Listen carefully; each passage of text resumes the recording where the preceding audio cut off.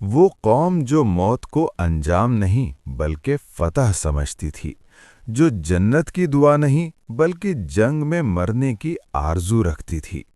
آخر وائکنگز کس خدا کو مانتے تھے اور کیوں وہ دنیا کے خاتمے سے بھی نہیں ڈرتے تھے؟ یہ ہے نورس دیومالائی اور وائکنگز کے مذہب کے انکہے راز۔ یورپ کی وہ خوفناک قوم جن کے نام سے شہر کانپتے تھے، چرچ جلتے تھے اور بادشاہ تخت چھوڑ کر بھاگ جاتے تھے، لیکن تاریخ نے ہمیں صرف ان کی تلواریں دکھائیں، ان کا ایمان نہیں۔ حقیقت یہ ہے کہ وائکنگ صرف جنگجو نہیں تھے، وہ ایک گہرے، پراسرار اور طاقتور مذہب کے پیروکار تھے۔ وائکنگز ایک خدا پر یقین نہیں رکھتے تھے، بلکہ کئی دیوتاؤں کو مانتے تھے۔ ان کے نزدیک دنیا صرف مٹی اور پانی نہیں تھی، بلکہ ایک زندہ نظام تھی۔ ان کا ماننا تھا کہ پوری کائنات ایک عظیم درخت پر قائم ہے، جسے یگدراسل کہا جاتا ہے۔ یہ درخت 9 دنیاؤں کو تھامے ہوئے تھا۔ ان میں ایک دنیا انسانوں کی تھی، جسے مڈگارڈ کہا جاتا تھا، اور ایک دنیا دیوتاؤں کی، جسے ایسگارڈ کہتے تھے۔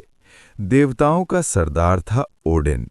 اوڈن طاقت کا نہیں بلکہ علم کا دیوتا تھا۔ وہ جانتا تھا کہ اصل طاقت تلوار میں نہیں بلکہ حکمت میں ہے۔ کہا جاتا ہے اوڈن نے علم کے کنویں سے دانائی حاصل کرنے کے لیے اپنی ایک آنکھ قربان کر دی۔ یہ قربانی وائکنگز کو یہ سکھاتی تھی کہ جو شخص علم کے لیے کچھ کھو دیتا ہے وہی اصل فاتح ہوتا ہے۔ اوڈن کے ساتھ تھا بجلی اور جنگ کا دیوتا تھور۔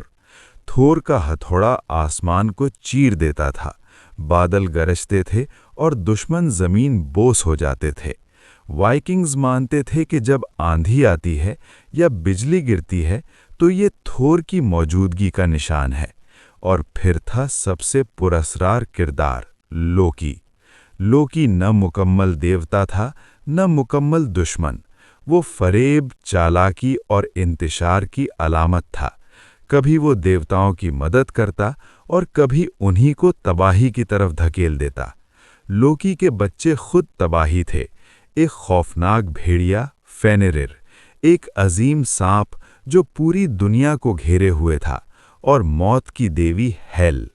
وائکنگز موت سے کیوں نہیں ڈرتے تھے؟ کیونکہ ان کا ایمان تھا کہ جو جنگ میں بغیر خوف کے مرے گا وہ ولہلا جائے گا۔ ولہلا کوئی عام جنت نہیں تھی، وہ جنگجوؤں کی جنت تھی۔ وہاں ہر دن جنگ ہوتی اور ہر رات جشن منایا جاتا۔ وائکنگ ماں اپنے بیٹے کو یہ سکھا کر بڑا کرتی تھی کہ بستر پر مرنا سب سے بڑی ذلت ہے اور میدان جنگ میں مرنا سب سے بڑا اعزاز۔ لیکن وائکنگز کے عقیدے کا سب سے خوفناک اور حیران کن تصور تھا ریگناروک۔